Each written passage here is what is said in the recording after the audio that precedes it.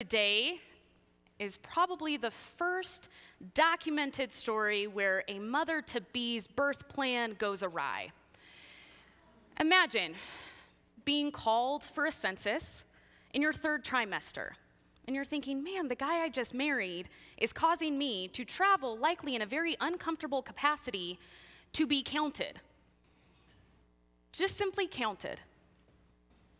And so you go along with your betrothed, and you're thinking, none of this is going according to plan. And so you likely don't think ahead and make a reservation in the inn, and you're hoping you can get home in time to be among those who will provide care, provide support for this new child. But that's not the way the Christ child's birth goes. What we see in our text today is that Mary and Joseph, upon their return home, Mary turns to Joseph and says, "It's time." And Joseph is going, "No, it's not. Need you to do whatever you can to make sure that doesn't happen." And so they go to the inn, and the inn has no room. And often we tell the story in such a way that the poor innkeeper gets a really bad rap. That the innkeeper sees them and says, "No, we have no room," but secretly he has a completely empty inn, right? But the gospel writer of Luke almost adds that there's no room in the inn to justify why Jesus was born in a stable. We don't hear anything about the innkeeper. We don't hear why there was no room. But think about it. If there had been a census and everybody had to come, it was likely because other people planned to have to stay the night. And so they made room in the inn. And upon their journey, as Mary's going, "Joseph, how could you not prepare?" They come to a cave-like structure. And in this cave-like structure, they find shelter. And that is where Christ is born. They find bands of cloth and make do and wrap him. And they find a manger, something soft to lay him in. And they find shelter in an unexpected place. In that moment, they were pawns needing to be counted by the leaders. And in that space and in that time, Christ is born. You see, there were not enough resources for Jesus to be born in an approved place. But you see, nothing about the gospel is ever approved by society. It is always making people guess, making people wonder, and always going to the margins. So Christ was born, laid in a manger, on the margins of society. And before there was really time for Mary and Joseph to go through those new parent questions, mind you, this is their first child together, so they're probably holding Jesus going, is he really everything that we have been told he is to be? Will he be able to read our minds? Joseph is probably going, man, I'm not looking forward to the first time he goes, you're not my dad, I don't have to listen to you. Or will he know who he is? And if not, when do we have that awkward conversation of, hey, so we know we're your parents, but there's also the Holy Spirit, and the Holy Spirit was the one to conceive you with your mom. There's not a book for how to have that conversation with your teenager. They didn't get that time because you see, nothing about the birth of Christ went according to their plans. Because as they found shelter in this stable, after our text today, we hear that these shepherds, along with their flocks, come to greet them. And so I can imagine all the shame that they may, and wonderment that they may have been going through, having to subside and then open their stable to hospitality for the first time, welcoming these shepherds who offer the greatest gift of all, as they sit in that wonderment of this new child who has been told to be Emmanuel, God with us, that they say, we too have heard this news. We too are the ones to come and offer affirmation of what you have heard and what you are experiencing. So while you may be on the margins of society, so are we, but we are here to proclaim what you have been told, that the child you hold is the one who has come to save us,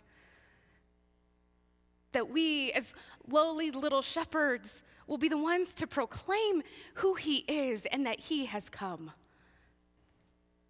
And so when there was no resources, you see there was plenty of room in that stable.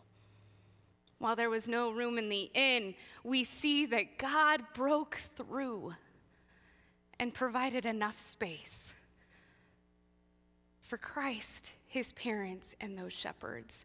But more than anything, there was space for a gospel of abundance. And in that stable, with those first cries, we hear the proclamation of the gospel of abundance. And with that, we join that story. So as often as we tell these Christmas stories and they become mundane to us or common, and we read them to our children, or maybe we read them on Christmas morning with our families, you see, in our anticipation and in our waiting, we join that stable. We join the animals who were the midwives for Christ. That nothing about that scene was clean. It was messy. And thanks be to God it was messy, because the gospel is messy. It turns systems upside down. And for us, in a world that can feel like limited resources, like a pie with not enough pieces, we are taught to make sure we get a piece of that pie. And if we don't, then the next time a pie comes along, we know to be the first, to take as much as we can, to ensure that those we care about have enough, and we sure hope that others get theirs too. But you see, the gospel is not one of limited resources or of not enough slices. As Todd wonderfully shared with our children this morning, with Christ, there is always hope. The pieces keep coming. Bellies are full. Basic needs are met. And so that is what we have been given in that stable thousands of years ago. A gospel that teaches us that if we work together, there will never be scarce resources. But what that means is we have to collectively look together to figure out how to ensure that we are taken care of, that we love God with all our heart, soul, strength, and mind, and that we love our neighbors as ourselves. And you see, that is not something that is easy, because we have to actually love ourselves. And to love ourselves means we have to actually know ourselves. The parts that we don't like, the parts we want to ignore of our story, the parts that we wish weren't part of our story, as well as the things we are proud of.